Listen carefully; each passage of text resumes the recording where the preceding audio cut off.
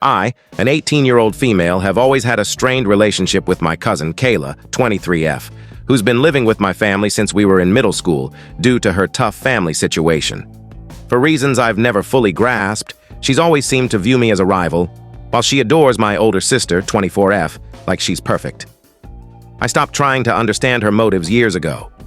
Growing up, Kayla was cruel, calling me names like useless trash and hideous, constantly trying to tear me down. For a while, it worked. I hid in oversized clothes, avoided socializing, and struggled with self-esteem. By junior high, I started to come into my own. I made friends, developed my own style, think 90s baggy clothes with a cute twist, and learned makeup from my sister. Kayla despised my transformation. She accused me of mimicking her, even though her daily uniform was just baggy hoodies, sweatpants, and clogs. Things escalated when I got a boyfriend at 15. He was 16. Kayla tried to sabotage our relationship by flirting with him, claiming she was more attractive and he'd prefer her. My mom had to step in multiple times, but my dad kept brushing it off, saying Kayla had been through a lot and I should let it go. Apparently, Kayla's been through a lot her whole life, according to everyone. I graduated high school early at 16 with honors and college credits, which infuriated her. She called me a stupid jerk who'd never succeed, while she herself dropped out of college twice. Projection, maybe? Things got worse when I found out I was pregnant in November. Kayla spread rumors to our family, saying I didn't know who the father was, claiming it could be multiple guys, and even told my dad the father was over 30. I've been with my boyfriend for 2 years, so her lies didn't stick. When no one bought her drama, she got pregnant herself to shift the spotlight, but tragically miscarried in February. We supported her through it. I even wore loose clothing to avoid triggering her with my pregnancy. Still, whenever I mentioned cravings or my pregnancy, she made it about her loss, crying at family dinners about how it should have been her. It was exhausting. Then, when I shared my baby's name, my maternal grandmother's name, who Kayla isn't related to, she got a custom blanket made with the same name, her due date, and her miscarriage date, accusing me of stealing it. I kept the name anyway. During my baby shower planning, discussing decorations and food, Kayla scoffed loudly from the living room, saying no one cared. We ignored her. When we mentioned the baby's name again, she snapped, "You stole that from me." I rolled my eyes, done with her nonsense. While showing my mom a custom car seat cover I'd ordered, Kayla stormed in with baby items she'd bought before her miscarriage, muttering about me copying her ideas. I didn't care. I already had my own stuff. My mom complimented her items to keep the peace, but when Kayla saw I wasn't fazed, she lost it. She accused me of being jealous, copying her, and needing to heal before becoming a mother. She even brought up my private struggles with pregnancy-related hygiene issues she'd overheard, which was humiliating. We moved to the backyard to escape her, but she followed, screaming that we treated her worse than her abusive parents ever did. A blatant lie, as my parents have coddled her for years while she bullied me. My dad, who usually stays out of it, finally had enough. He came upstairs and laid into her. "Kayla, I love you, but what is wrong with you? You pick fights, play the victim, and you're not a kid anymore. If you want to stay here, get it together. I'm done with you targeting a teenager who's done nothing to you." She was stunned, packed a bag, and left. Later, she texted me, "You've won. I can't keep fighting you. You've always ruined my life even when I was with my parents. You were always the favorite, and I've always despised you. You destroy everything for me."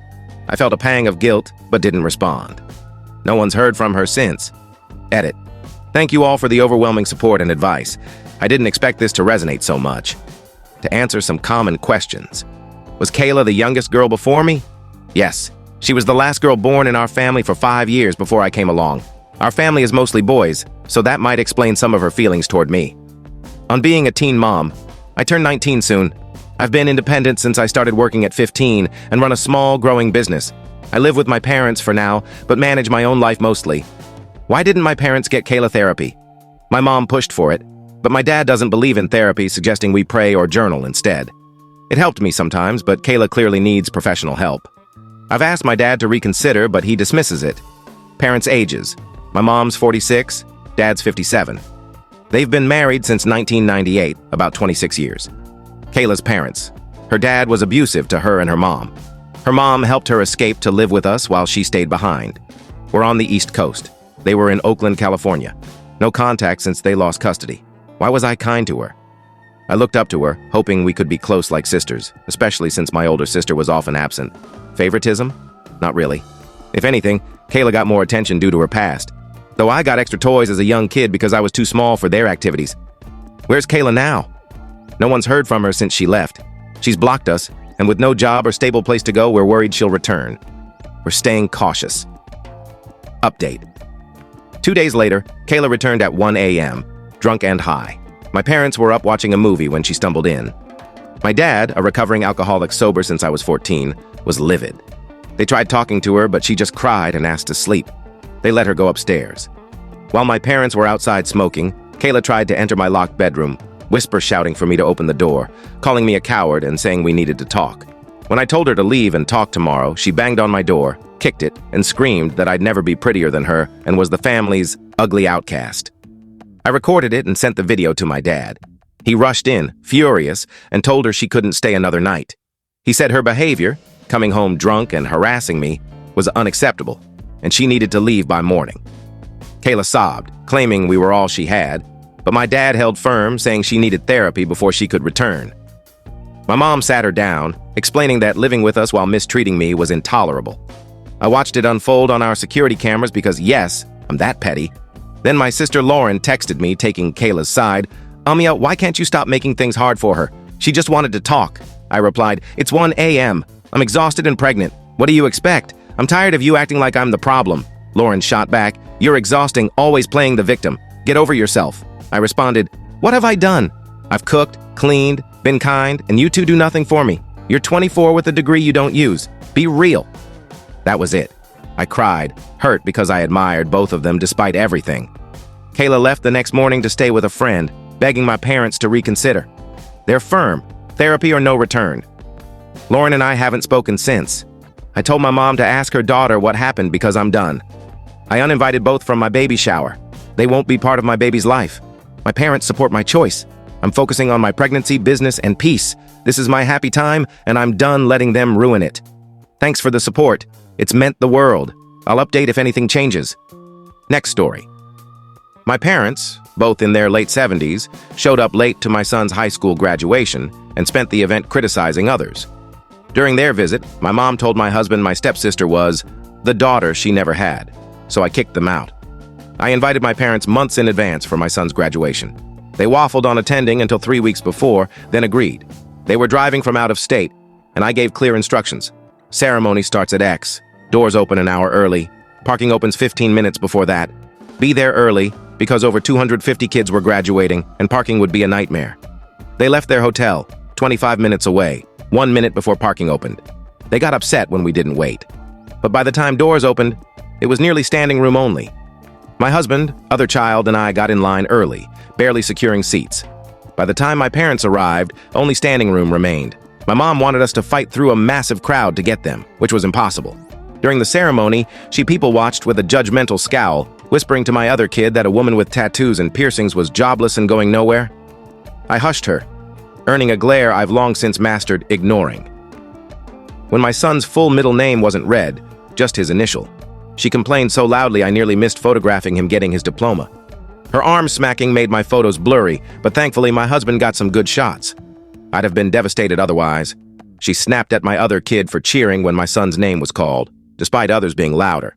My husband was too focused on photos to join in. The class president's speech about evolution set her off. She insisted they should thank God, not science, despite it being a public school.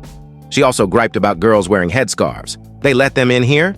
And kids with colorful hair or clownish outfits saying they'd go nowhere. I pointed out to my other kid that the clownish girl had multiple scholarships listed in the program, proving appearances don't define success. They've tried convincing my son not to attend his chosen college, claiming it's too far from me. We're moving across the country for military orders, and in a dangerous area. They painted a grim picture of him being attacked, despite the college's clean safety record. I threw my mom's favorite phrase back at her. It's in God's hands. I'm not religious anymore, which earned another glare. They stayed for my younger child's 8th grade promotion ceremony that weekend. I needed strength to survive their visit. Update, June 11th, 2025. I made it through, but my relationship with my mom didn't. We're not speaking. I've cut contact, though she refuses to accept it. For the promotion ceremony, they arrived at 8 a.m. for a 10 a.m. event, with no plans to fill the time. They expected me to entertain them, but I'm not a morning person, and their interests don't align with ours. My mom refuses a walker despite needing one, scoffs at board games, and complains about heat above 71 degrees. We prefer staying home, but I scrambled to find activities for elderly people with mobility issues, wondering if parent daycare existed. While chatting with my husband, my mom started praising my stepsister Claire, like she's flawless. She's always compared me to Claire, who's older and was further along in life when our parents married. When I had a mental health crisis in my 20s, Mom told me to get over it or pray. When Claire struggled, Mom was all sympathy. Claire's abusive ex got Mom's wrath. Mine was my fault. You get the pattern. I'm fine with Claire now after therapy, and we're casual Facebook friends. Then Mom told my husband, Claire's like the daughter I never had. My husband and her husband froze. My son, 18, said, what the heck? My daughter, 14, caught up a moment later. I said, well, that's that. Get out. Mom tried gaslighting. You misunderstood. That's not what I meant. Bolstered by advice from my last post, I told her to leave, reportedly saying, if I'm not your daughter, why are these old folks in my house? And threatening to toss her stuff out. I don't recall the details. I'm bad with confrontation and got sick afterward. Mom's been bombarding me with calls, texts, and emails. My husband blocked her on my phone after 50-plus calls and 40 texts in a day. She filled my voicemail, which he deleted, and sent 20-plus emails to my spam account. Now she's sending snail mail. Claire reached out, heard my side, and supported me, admitting she tolerates Mom for her dad's sake. That helped. I was a wreck for a week, but am improving with therapy, including an emergency session. My husband's taking a month off, and with a garage sale, a move, and getting my son ready for college, I'm staying busy. My kids can choose to have a relationship with their grandparents, but they're done after seeing me cry. They've been cheering me up, even beating me at Mario Kart.